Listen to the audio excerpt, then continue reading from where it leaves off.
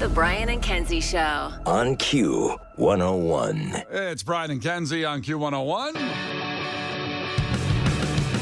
Ahoy! Let's go! We're waking up Chicago. Turn up the radio. It's time to start the show. On Q101 with the morning crew. Ahoy! Let's go! Welcome to the morning show. And it is Monday. We know you need this. It's just one of those days where you don't want to wake up. Everybody sucks. You don't really know why, but you want to justify ripping someone's head off. No human contact, and if you interact, your life is on contract. Your best bet is to stay away, mother. It's just one of those days. It's all about the he says, she says bullshit. I think you better quit, let it slip, or you'll be leaving with a fat lip. Yes. Welcome in. It is 6:03, 63 degrees on its way to the 80s today. With Brian and Kenzie on Q101. Give us that proof of life check-in, 312-591-8300. Another huge week of A-level elite prizes, and Q101 Fest continues, so we're like an hour away, 7 o'clock. We launch it again for this week. This is a biggie, boy. We're going to get you to Vegas for the When We Were Young Festival, and you're going to see Fall Out Boy, My Chemical Romance, Pierce the Veil, Jimmy Eat World, among others. So that's at 7 a.m. and it starts, it'll be all day today on Q101 for all the times on there. Check it out. I love Vegas. Yeah. I love it. I'm such like a dirty little rat. I love it so much. Well, you didn't have to go that far. You're not a dirty rat because you like Vegas. No, I am. I know what that means. No. I shouldn't like Vegas as much as I like Vegas. I've been there. I've been to Vegas, I think, about 9 or 10 times. Oh, wow. You're a dirty little rat, too. See, that's why I'm trying to defend myself by I'm going to call you Templeton the rest of the day. I didn't want you to call yourself a dirty little rat because then I must be a dirty little rat, too. Yeah. It is weird going to Vegas when you're in the airport. There's a smell that you go, okay. That's fun. Yeah. It smells like regret, too. People leaving. You can kind of smell that body odor. What's funny is that you see you leaving Vegas and you're like, sucker, and then 48 hours later it's you. I know, you're like, get out of here. 2 nights is Limping. perfect. Yeah, 2 nights is perfect for Vegas. You can't be there a super long time. No. Yeah. No, I remember I took a trip there when I just turned 21. And this is going to be one good. of my best friends Here at the we time go. had also just turned 21. And we're like, we should do Vegas. Yeah. We also went online and we're like, Vegas is incredibly affordable. Because we had no money. Because we were 21, we were in school. I'm like, this is going to be like cheap as hell. We did not know, because we were just turned 21, it was our first time in Vegas, how expensive Vegas is when you get there. Yes. It's just the travel. Yeah, they want to get you there because you're trapped in the desert. You can't go, well, let's go to another city. No, you're there. Yeah. You're in Vegas. Was it like walkable? Yeah. Besides the strip, all expensive. So we got there and we're like, oh my God, we have no money. I swear to God, I ate at Popeyes while I was in Vegas. Oh, that's good. It's pretty nice Popeyes there on the strip. We did no fun at theme park. We did nothing.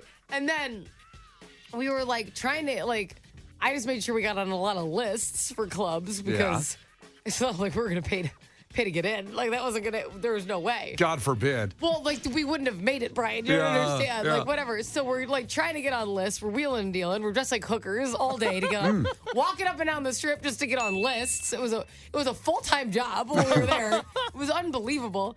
And then I'll never forget because we went to One Oak. And I don't know, there was somebody there who was mildly famous throwing money, and we were picking it up. And then we were like, thank God, because then we were able to go to McDonald's, and this is when there was a $1 menu, and go get food that night. Well, We were like, grab it. We were on the floor. Everyone else was just dancing around. Yeah. We're like, grab the money. You're really selling Vegas here. You're really selling it. But boy, did we have a good time. That's right. Follow those guys around making it rain. So we were collecting the rain. Yeah. Needed a lot of help there. Oh, listen, this trip's going to get you set up there, by the way. You just have to have a little bit of money to have fun when you get there. But we're going to get you there, the hotel, you're going to get stayed perfectly for this festival that is quite awesome. And at one point it was going to be a traveling festival, but it's just there in Vegas. So the When We Were Young Festival, we'll have that coming up at 7 o'clock. You know what? Just to start things early, in 10 minutes at 6:20, we'll get you for the Austin City Limits Festival. How about that? We'll just every hour, I want to make sure we take care of you in some way. We'll give you that keyword coming up here in minutes. Brian and Kenzie in the morning.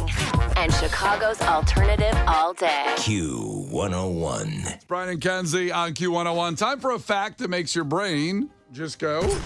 And this involves going to restaurants. 8% of people believe it's always acceptable to steal this from a restaurant. To steal this from a restaurant. I'll give you that coming up at 6:30. From servers? Happiness from servers? Probably. Usually, I would say let's wait and find out, but it's not that one. Okay. It's not. That's not it.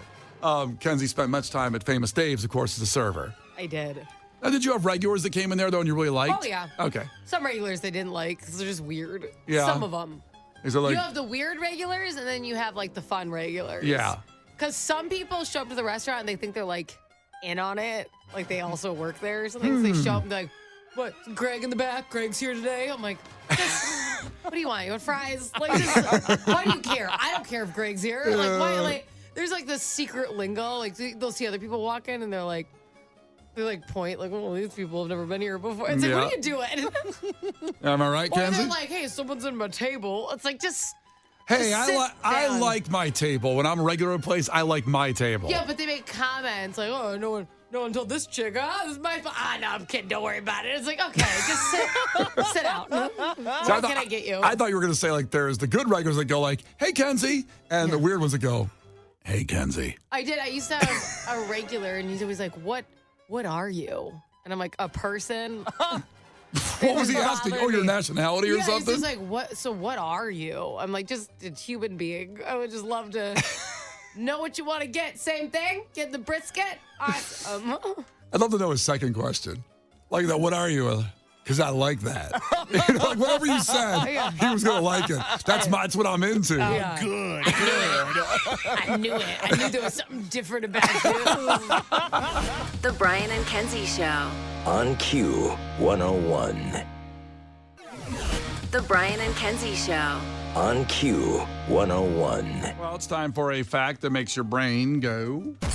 8% of people in Chicago always think it's acceptable to steal this from a restaurant, and a lot of our server people are waiting on pins and needles. I think some of them know, like, I had to tell Kenzie during the break. She couldn't contain herself I know. about wanting to know because she worked at Famous Dave's for how many years were you there?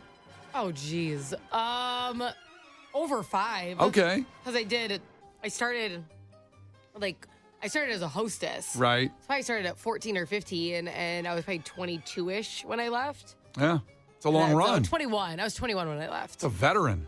Oh, yeah. Thank you for your service. You're welcome. Should have got a Rolex when you quit. Would have been nice. All I got was my wooden pig name tag. I was going to take it home. They're like, you can keep it. Thank you.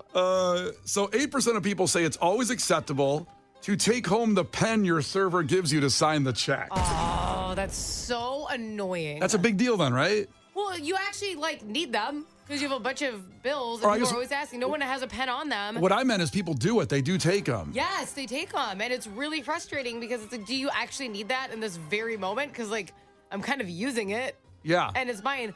So I used to get obnoxious pens, ones with big furry balls on top of them, or the rubber band pen, a huge crazy top, or with flowers, because it would be obvious you're walking out with my pen. It should be embarrassing.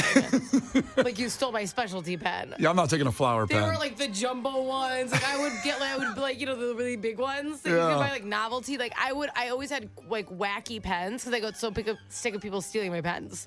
That's a good idea, by the way. I never needed a pen that bad. I don't know why people do it. And then there always is one that doesn't work. You have to say, I can't get another pen. This one doesn't work. Oh, that one's humiliating. Oh, God. Because that always happens when the service isn't great, and then you got to flag them down for another pin. That's a whole other ordeal. Yeah. Well, they would have good pens if people stopped stealing them. That's what I'm saying. They run out of the good pens. Yeah. So stop stealing them. The number one stealer of pens, I'm surprised by this, is actually Gen Z men.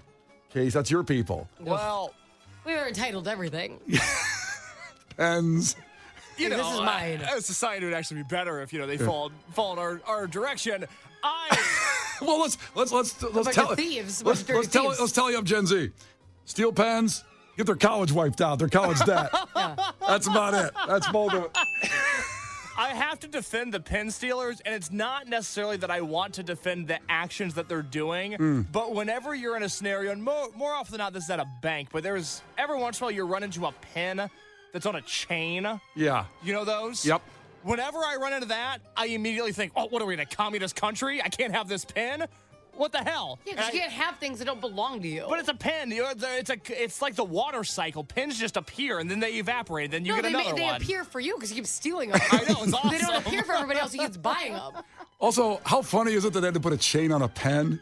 I know, right? Like, who These thought? dirty little bastards. Look at him. You know, I always wanted a chain wallet when I was in junior high because the burnouts had them. It looked cool. I never got one. Oh, Never. yeah. Those chain wallets that link Yeah. in there. I always wanted one of those. But a chain pen, there's nothing cool about it. No, not at all. It's like, God. It What's doesn't. cool is that you get to keep your pen. I This is guess. cool. Yeah. And then you always wanted to like go a little further and the chain wouldn't reach. You had to like move over. If someone was there, you couldn't use the pen until they were done. That was awkward. It's like- When they start helping the next person and you're Yeah. trying to sign, you're like, Yeah. excuse me. And you like bend over to say, I'm so sorry. You can see over my head, right? Like, if I just do it like God, I should have done yoga today. I can't make this. That's the only issue with the chain pens is they need to be like those leashes that you can release a little more. I shouldn't just be able to walk to the side. I should get a little more chain when I'm in the way. Yeah, a little more. Just give me a little bit That's more. all I'm asking Yeah. Brian and Kenzie in the morning. And Chicago's alternative all day. Q101. We love checking in with you at 6:40 every Monday morning about your weekend and give us the highlight of your weekend. 312-591-8300. Call up. We'd love to hear your voices on this one. Just to know, that proof of life check-in on a text is fine, but call in with the highlight like Josh checked in 219. Proof of life check-in. Wanted to let you know if I could get a shout-out for the Northwest Indiana Cadets cheerleading team's Division III second-place champs and Division II state champions. Ooh, that's a lot to say. I know. I'm trying to understand it exactly, but you won. Well, all so. these tournaments break down into like 800. I get it. Yeah, I haven't had yet to experience that kind of thing where there's so many divisions and a trophy for here and a trophy for there, and it sounds like they won. So good job. They sound very good. Yeah. Yes. Go, Yeah, go amazing. Guys. Congrats to them out there in Northwest Indiana. Casey, got a highlight of the weekend? I do. Big concert weekend for me. Yeah. It was nice. I felt like I hadn't been to a concert in a while. Yep. April was a little dry. May, not so much. Saturday night, Salt Shed, Sold Out, Social Distortion, and Bad Religion. Yes. I had the time of my life. It was bet. fantastic. Yeah. Two things I enjoyed there. One, the opening band was a band called the Love Crimes. And as I determined about halfway through the set, the singer of that band is the son of Mike Ness, who's the singer of Social Distortion. Right. They're just doing Social Distortion. It's like pompadours, gold top Les Pauls, but it's awesome because it's just a younger version of Social Distortion. So Mike Ness's son opened for the whole show. Yes. Okay, that's what's wild. So I guess he's the closest punk rock has to a Nepo baby, but I don't mind because the band was We'll really, take really it. enjoyable. We'll take that. We'll take that, Nipple baby. What's wild is we're at a point now where the sons of the greatest bands we listen to in our lives are now opening for those bands, or at least have their own good bands. Like Jacob Knoll from Sublime is now the singer of Sublime, and Scott Weiland's kid is out there with his own band. It's weird for someone like me that grew up listening to these bands in the 90s. Now their sons are in bands. Well, for me, I feel like Nepo babies in this genre are different, though. Because they're still playing, it's still a smaller venue. They're not starting out at the Soldier Field. Yeah. You're still working your way up. You're putting time in. And you have to be, good. Like, you have to play the instrument. This is not, but it's not like a poppy lip sync. Like, you can't do something like that. So you know how to sing or play the instrument. Like, you have to, you 100% have to know how to do it. And I think they're not just walking around spending money. Like, I can appreciate it. That's a good take, because if they went up to that punk rock crowd and couldn't play, then you're going to watch your son get booed. Or something thrown at him. They're going to die. Yeah. It's not going to go well. Because half people there probably don't know it's his son, and they'll throw a bottle at you. Yeah. I mean, they'll do that. They'd be like, your dad's better. They don't care. Where's your dad? The good news is, though, they were really, really good. If you like Social Distortion, there's a 100% chance you would like the Love Crimes because it's the same thing. It's really good. And then Bad Religion came out. That band has been a band for 42 years now. Unbelievable. Holy crap. First album came out in 1982, and they are still They don't show their age other than, physically to some degree, but they played for an hour. Kind of judgy. What do you feel like they're crow's feet? Mean. They pull off gray hair quite well, but, they play for an hour and 10 minutes. The nice thing about Bad Religion is all their songs are kind of the same, so even if you don't know one, you feel like you know it. But, man, the songs you do know. This is one of the greatest bands of all time. That's pretty funny because if they don't stop to talk between songs, you might think it's the same song It's moving the same on. thing. Yeah. And, it's one good song. It's a really good song. You know what I mean? They were fantastic. And Social D was great. I'm going tonight at the Riv. They're playing again. There are still a few tickets for that show available. So Bad Religion and Social Distortion are at the Riv tonight. And if it's anything like Saturday, it is well worth going to. Which is really weird because they sold out the Salt Shed, and that was the end of the tour. So they said, and then they had more demand. Yeah, They said, let's go play over at the Riv then. Let's do another show at a different venue instead of doing another one with the Salt Shed because they're busy tonight. Think about how weird this routing is that they played Chicago, the Salt Shed on Saturday. Both of those bands went to Columbus, Ohio yesterday to play at Sonic Temple, which is a rock festival there. And then they're coming back to Chicago today to play the Riv. I just feel like that's not, scheduled great for them. It's Well, not. I'm glad they're doing it. I feel like we could have mapped it out, though, differently. Like, they could have just swung this direction after the festival. Nah. No. Why do that? Because they wanted to be done at the festival, but the Chicago show sold out so quickly that they're like, well, I guess Chicago wants more, and I'm glad they're coming back. Yeah, and they had to jump to a different venue, which is kind of just odd. But hey, go for it. There are a few tickets left apparently for that Yes. Riv show. Yep, on jamusa.com, which is the Riv's website. Got it. Tim checked in. Watched a movie last night. It reminded me of you guys. The name of the movie is called On the Line with Mel Gibson. Hope you guys have a great morning. Tim from Oak Lawn. I never heard Why of that. does it remind him of He didn't Well, now explain. I'm nervous. I got to look it up. Hold on. On the Line. It just like cracked down. I'm like, hey. It's just like Mel Gibson's monologue for 90 minutes. On the line. Yeah, I've actually never heard of this movie. I just looked it up. It's got 20% on Rotten Tomatoes. That's probably not that great. Wait. Oh, it's okay. He plays an edgy radio host that must play a dangerous game of cat and mouse with a mysterious caller who's kidnapped his family and is threatening to blow up the radio station. Good Lord. I want to watch it now. What does he mean? It reminds him of like he's gonna do it to us? Well, He's like, I'm gonna kill your family. This gave me the best idea ever. I guess it's a movie about a radio host. That's the only tie-in, maybe. I don't know. I'll have to watch it. Mel Gibson does have a tremendous voice, so I can see that going well. As far as him as a radio guy, but the best radio movie of all The way time. I would just leave Brian here, I'm like, well, you're good with the board. I'm just gonna head out. Do you know that when I worked in the Hancock building at Rock 135, there was a fire alarm going off in the Hancock building, and my boss was like, "Hey man, just stay. I'm gonna go check it out." The fire. I don't think he would have come back for you. He would have been like, oh, it's real. I'm gonna go downstairs. Well, that's what I said. I go, it's the Hancock building. You're going down 90 stories. You think you're really coming back up to get me if there's a fire in the building? We'd call the hotline.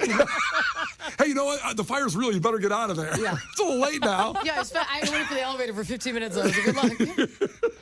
Oh, wow. Keep checking in. Kenzie, any highlight from the weekend you want to share? Well, it was a very busy weekend because it was my husband's birthday and then my son Tristan's birthday. Wow. They're 2 days apart.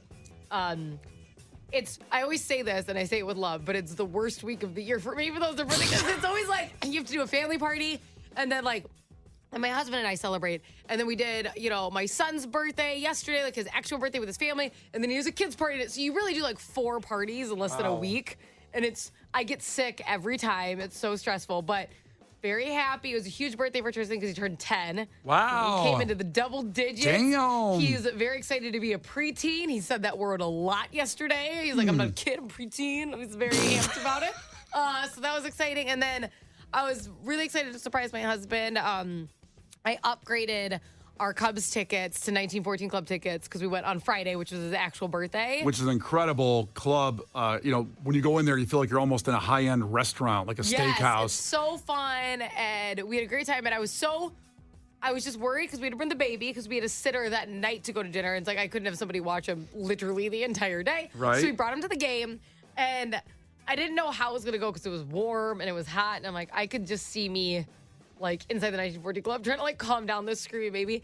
And I have the best picture. He literally slumped on me and fell asleep the whole time we were outside watching the game. And I just felt relief because I wasn't walking around bouncing him. Yeah, it's just like you're a great chair. Like, oh. Yeah, I was like, I just got to watch the game and my husband was so happy. So that was probably the best. That's awesome. Yeah. Let's see. Brian checked in 847. Sunday did the Gentleman's Motorcycle Ride raising money for men's mental health and prostate cancer.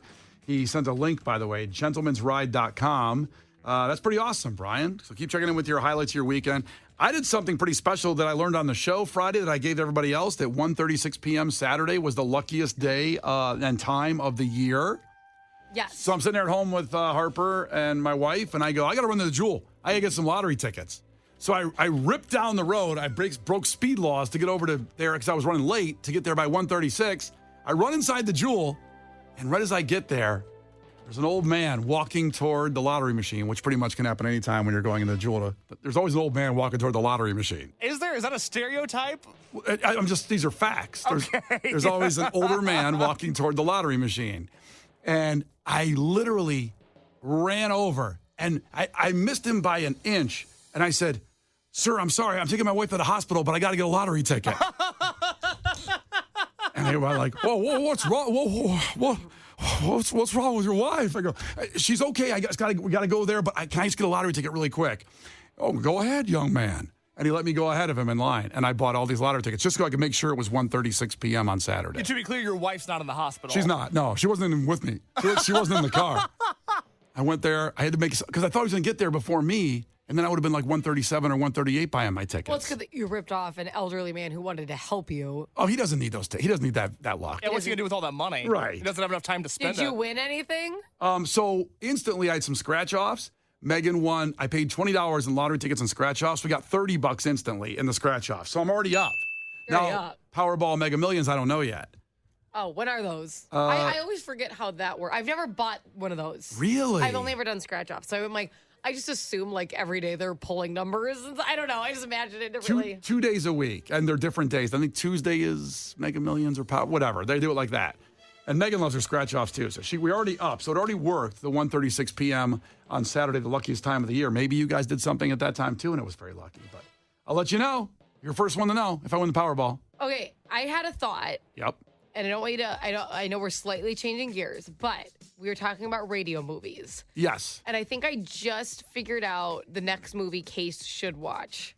Which is Good Morning Vietnam. a classic, without question. That is such a classic. Yeah. It's probably the most iconic radio movie. There's Wouldn't you say? So Besides the Howard Stern one, that's like Yeah. obviously like super radio. This is different. There's a couple. It's probably the biggest radio movie.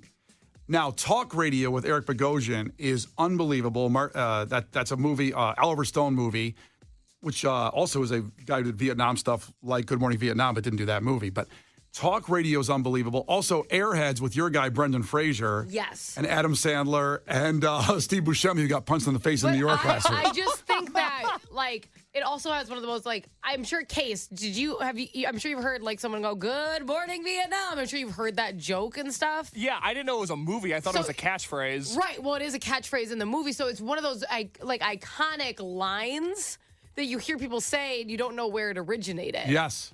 So it's actually, I know Case loves The Office like I do. Michael Scott uses it all the time in The Office. And so to see where it came from, I was blown away when I saw this movie. It's not what I anticipated at all. Yeah. I just feel like it's a good vote for his next movie. And personally. it is a very good one with Robin Williams delivering a performance of a lifetime in that movie. Oh my, he's so amazing in it.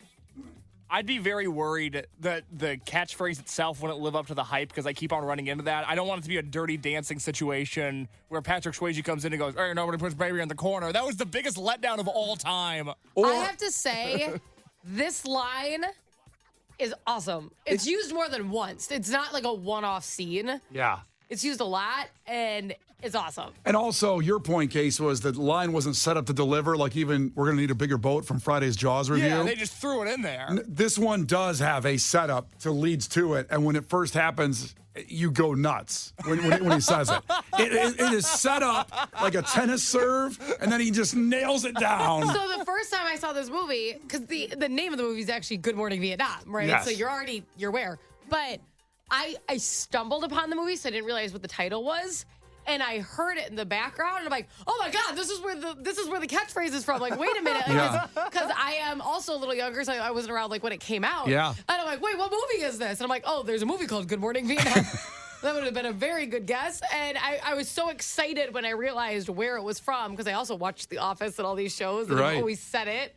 I think it'd be a good one. That's a good one, and also a true story. So maybe that's on the list. Let's see when that movie came out and see there's kind of an anniversary coming up of that. If not, maybe we'll do it next week. That's a good one. In the meantime, we're 7 minutes away from chance to get you to Vegas for the When We Were Young Festival for My Chemical Romance, Fall Out Boy, Pierce the Veil, Jimmy Eat World, and more. That's at 7 a.m. And let's do Gil Curtis with your headlines to get the day started. This is not headline news. The number one golfer in the world, Scottie Scheffler, was arrested. Tiger Woods welcomes golf's new bad boy. The 2024 NFL schedule is out. All home games were determined when Taylor Swift wouldn't be using the stadium. The Trump trial is entering week 6. That's like a whole marriage for the Golden Bachelor. The Victoria's Secret fashion show is coming back for the first time since 2018. Fans of the company are excited for the new options of lingerie. Leonardo DiCaprio is excited for the new options in Girlfriends. Ben Affleck and J-Lo are seen together for the first time in weeks. She looked sullen. He looked sad. In other words, they're back to usual. This is not headline news. The Brian and Kenzie Show. On Q101.